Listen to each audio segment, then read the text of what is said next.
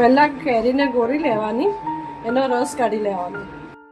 આમાં કેરી થોડી કાચી પાકી હશે તો પણ ચાલશે, કારણ કે આપણે આમ પણ આમાં ખટાશ નાખવાની જ છે.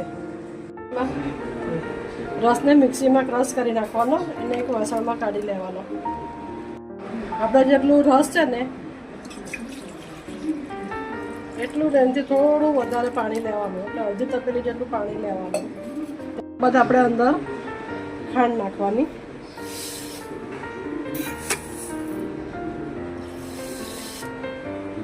બે વાડકી ખાંડ બહુ થઈ ગઈ, એટલે 200 ગ્રામ જેટલી ખાંડ નાખી છે આપણે. હવે એ ખાંડને આપણે ઓગાળવા મૂકવાની છે, એટલે ખાંડ ઓગળે થોડું ગરમ થાય ને એટલી વાર એને થવા દેવાની. હવે ખાંડ ઓગળી ગઈ છે, એક બે ઉભરા પણ આવી ગયા છે. હવે આને આપણે બહુ ચાસણી નથી કરવાની.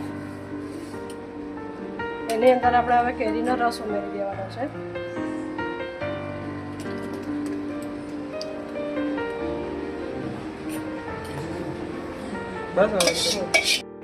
આ કેરીનો રસ પણ હવે એની સાથે ખાંડના પાણી સાથે ગરમ થઈ ગયો છે.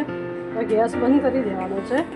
અને ત્યાર પછી આ જે થોડા પીસીસ રહી ગયા છે એને આપણે પાછા હેન્ડ મિક્સીમાં ફેરવી નાખીશું.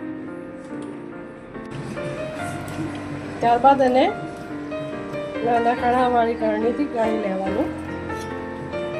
હવે આ જે આપણે થોડું જાડું રહ્યું છે ને એને આપણે પાછું મિક્સીથી ક્રશ કરી નાખીશું. આ બધાની સાથે જ કરીશું, એટલે આમાં હજુ બી જેટલા છે એટલા બધા આવી જાય, મિક્સીથી ક્રશ થઈ જાય. બાકીના રસને પણ આપણે આવી રીતે ચાળણીથી ચાળી લઈશું. હવે આપણે એની અંદર લીંબુના ફૂલ નાખવાના છે. એને બરાબર હલાવીને રૂમ ટેમ્પરેચર પર ઠંડુ થવા દેવાનું. હવે આ મેંગો ફ્રૂટી ફર્સ્ટ ક્લાસ તૈયાર છે પીવા માટે. ઠંડી પડી ગઈ છે, રૂમ ટેમ્પરેચર પર આવી ગયું છે. બોટલો ભરી દઈશ, જ્યારે મન થાય ત્યારે કાઢીને પી લેવાનું.